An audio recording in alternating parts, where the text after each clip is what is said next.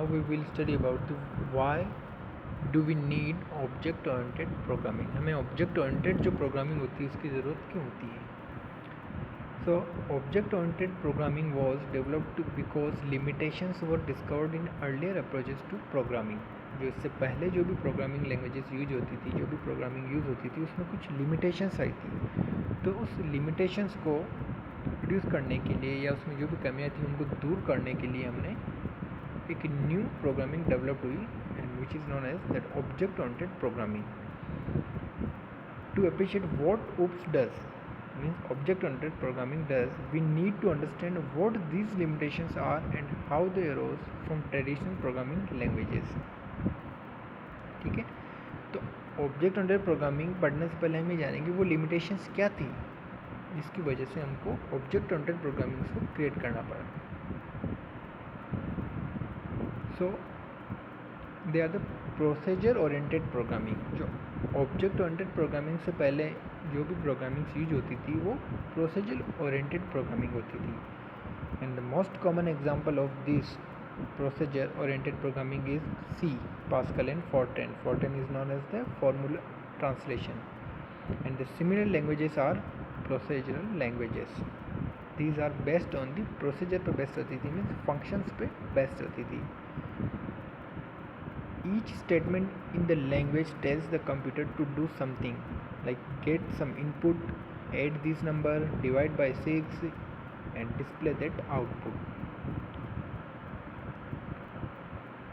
A program in a procedural language is a list of instruction. जो procedural language में जो भी program create करते थे, लाइक C लैंग्वेज की बात करें तो उसमें जो प्रोग्राम होता था वो लिस्ट ऑफ इंस्ट्रक्शंस होता था, एक सेट ऑफ इंस्ट्रक्शन से मिलकर बना होता था.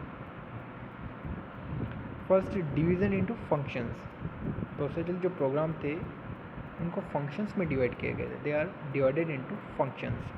Each function has a clearly defined purpose and a clearly defined interface to the other functions in the programme.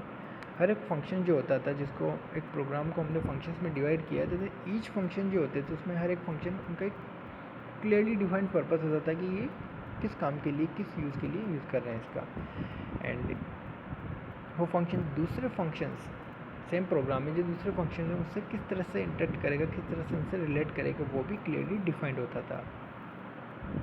So the idea of breaking a program into functions can be further extended by grouping a number of functions together into a larger entity called a module. First हमने एक larger programs को functions में divide किया, then many functions को means a number of functions को एक grouping की उसकी, and this grouping is known as modules. Modules जो होंगे वो more than one functions को एक group में create किया, and then इस group को हमने module नाम दिया है. So here we can see division into function. जो भी प्रोसीजर ओरिएंटेड प्रोग्रामिंग है उसमें जो मेन प्रोग्राम है उसको हमने क्या किया, डिवाइड किया, फंक्शंस में डिवाइड किया. तो यहाँ फंक्शन 1, 2, 3 में डिवाइड किया. देन फंक्शन 1 और 2 अगेन इसको हमने कंबाइन किया इन फंक्शन 4, तो this is known as the module. Then function 2 and 3 are combined into function 5, this is known as module. Then 4 is further divided into 6 and 7 and 5 is also divided into 7 and 8. तो यहाँ 7 जो है again it is a module. तो basically जो programme होता था procedure oriented programming में, जो भी प्रोग्राम होता था प्रोसीजर प्रोग्राम, उसको फंक्शंस में डिवाइड किया गया. फंक्शंस में और नंबर ऑफ फंक्शंस को मिलाकर ऐड करके हमने मॉड्यूल्स क्रिएट किया है. तो this is the structure of procedure oriented programming. In multi-function program, important data items are placed as global so they may be accessed by all the function. जो multi function programmes होते थे उनमें जो data items होते थे उनको globally declare कर दिया जाता था, जिससे क्या होता है कि ऑल द फंक्शंस है वो सब उसको एक्सेस कर सकते हैं. जो ग्लोबल डेटा है उसको सारे फंक्शन एक्सेस कर सकते हैं. ईच फंक्शन में है इट्स ओन लोकल डेटा, और हर एक फंक्शन अपना एक लोकल डेटा भी रखता था, इट्स ओन लोकल डेटा. तो जो लोकल डेटा होगा फंक्शंस में वो फंक्शन खुद यूज़ कर सकता है उसको सेल्फ, बट जो ग्लोबल होता है वो सभी फंक्शंस जो होंगे प्रोग्राम में वो सब उसको यूज़ कर सकते हैं. तो इस तरीके से प्रोसीजर ओरिएंटेड प्रोग्रामिंग ग्लोबल और लोकल डेटा को भी डिफाइन किया जाता था, और इन ग्लोबल और लोकल डेटा को फंक्शंस किस वे में एक्सेस करते थे वो भी डिफाइन किया गया है। तो यहाँ हम देखते हैं ग्लोबल जो डेटा है इस डायग्राम में, this is global data, it can be accessed by all the function, this function, this function and this function and this function. तो यहाँ सारे जो फंक्शंस है सभी फंक्शंस को एक्सेस कर सकते हैं because this are the global data.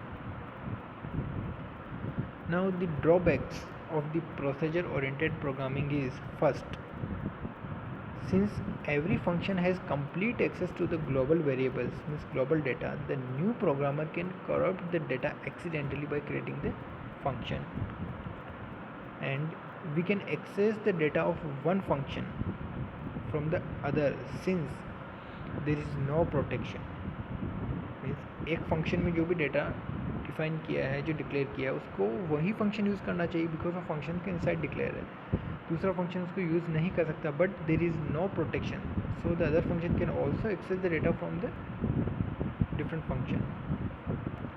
In a large program it is very difficult to identify what data is use by which function, कौन से फंक्शन के थ्रू कौन सा डेटा एक्सेस हो रहा है, ये आइडेंटिफाई करना बहुत ही डिफ़िकल्ट होता था, it's very difficult in case of large program. Then similarly, if new data is to be added, all the functions needed to be modified to access the data. जैसे ही new data add किया गया है तो जितने भी functions हैं उन सबको भी मॉडिफाई करना पड़ता है so that they can access this new data and does not model the real world problem very well. So these are the drawbacks and we can say these are the limitations, these are the disadvantages of the procedure oriented programming.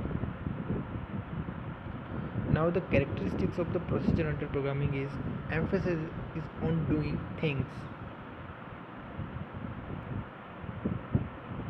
means algorithm पर based रहता था.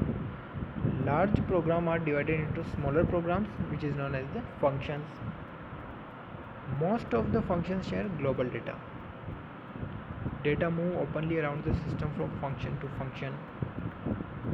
Functions transform data from one form to another, and most important thing is, the most important characteristics about the procedure oriented programming is that it employs top down approach in a program design.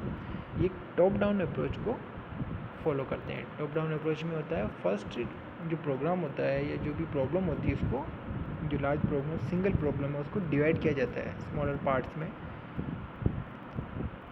This is known as the top-down approach. Top-down decomposition is the process of breaking the overall procedure or task into component parts, means in the modules, and then subdivide each component module until the lowest level of detail has been reached.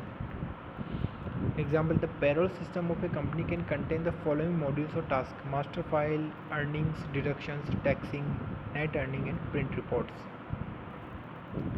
Now that object-oriented programming, OOPS was introduced to overcome flaws in the procedural approach to programming. जो भी procedure programming थी उसकी जो भी limitations थी, drawbacks थी, उसके जो भी फ्लॉज थे, उन सबको ओवरकम करने के लिए, उनको रिड्यूस करने के लिए OOPS जो प्रोग्रामिंग थी वो ऑब्जेक्ट-ओरिएंटेड जो प्रोग्रामिंग थी वो इन्वेंट हुई. Such as a lack of reusability and maintainability.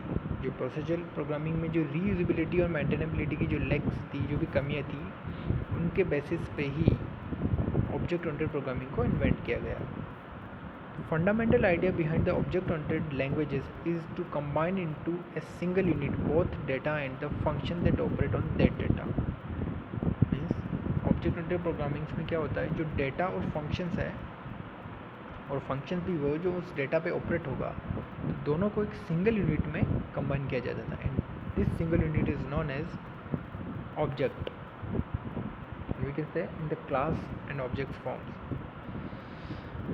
Now in OOPS, problem is divided into the number of entities called objects and then builds data and functions around these objects. It ties the data more closely to the functions that operate on it. जो भी functions data पे इस data को use कर रहा है, इस पर ऑपरेट हो रहा है, उसको इस डेटा के साथ क्लोजली टाई किया जाता था. And the protect it from accidental modification from the outside functions.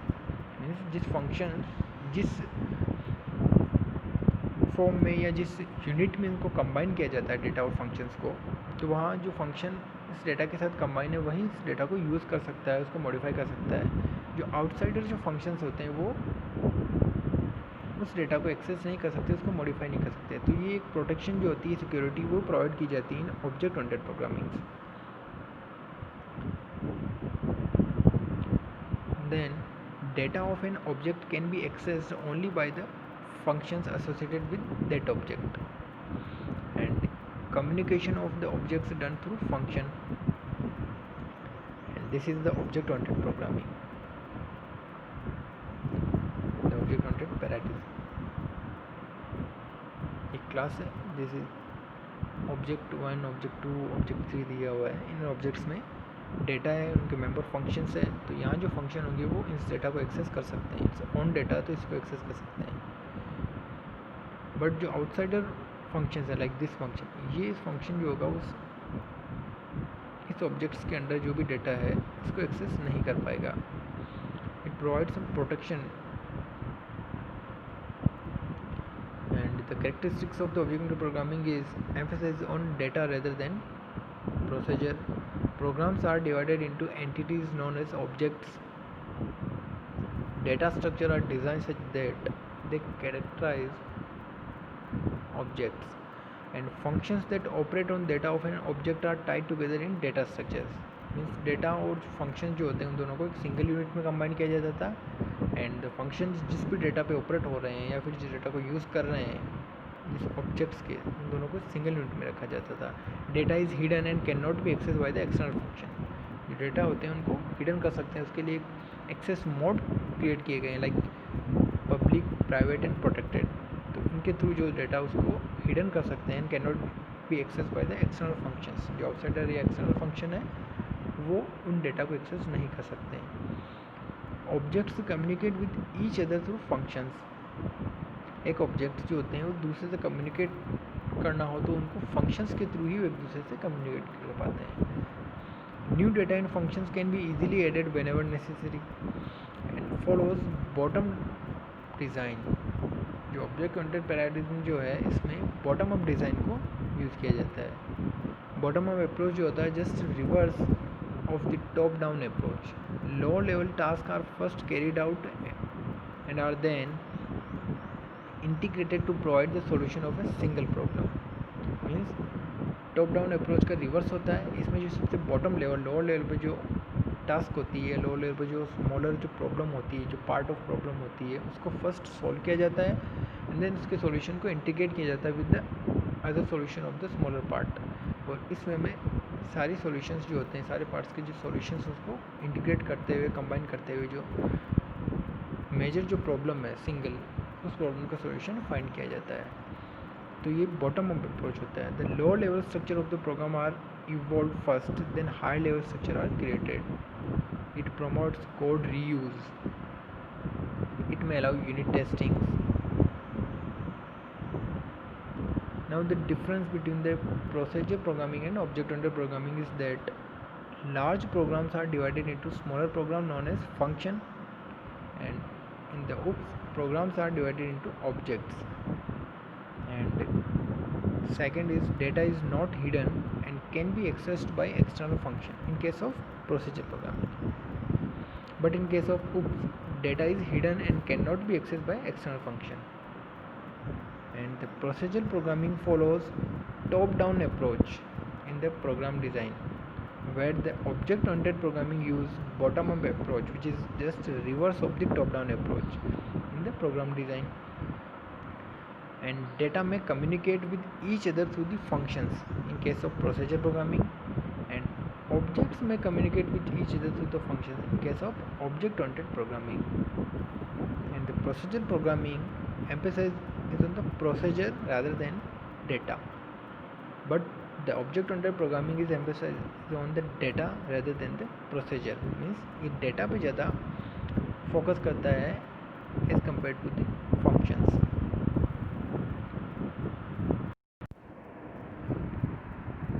So this is the difference between the procedure programming and object oriented programming. तो procedure programming जो होती है वो टॉप डाउन अप्रोच यूज़ करती है, और ऑब्जेक्ट ओरिएंटेड जो होती है जस्ट अपोजिट, इसका जस्ट रिवर्स हम कह सकते हैं, बॉटम अप अप्रोच को फॉलो करता है। और इसमें प्रोसीजर प्रोग्रामिंग्स में प्रोसीजर जो होते हैं लाइक फंक्शन जो होते हैं उन पे ज़्यादा फोकस किया गया है other than the data, but object oriented programming में डेटा पे ज़्यादा फोकस किया गया है। और इसमें कुछ सिक्योरिटीज़ भी प्रोवाइड की जाती है, लाइक डेटा हिडन्स भी कर सकते हैं जिससे एक्सटर्नल फंक्शन इसको एक्सेस नहीं कर पाए। तो इसके लिए कुछ एक्सेस मोड, एक्सेस स्पेसिफायर जो होते हैं, मोड स्पेसिफायर यूज़ किए जाते हैं, public, private, protected, these are.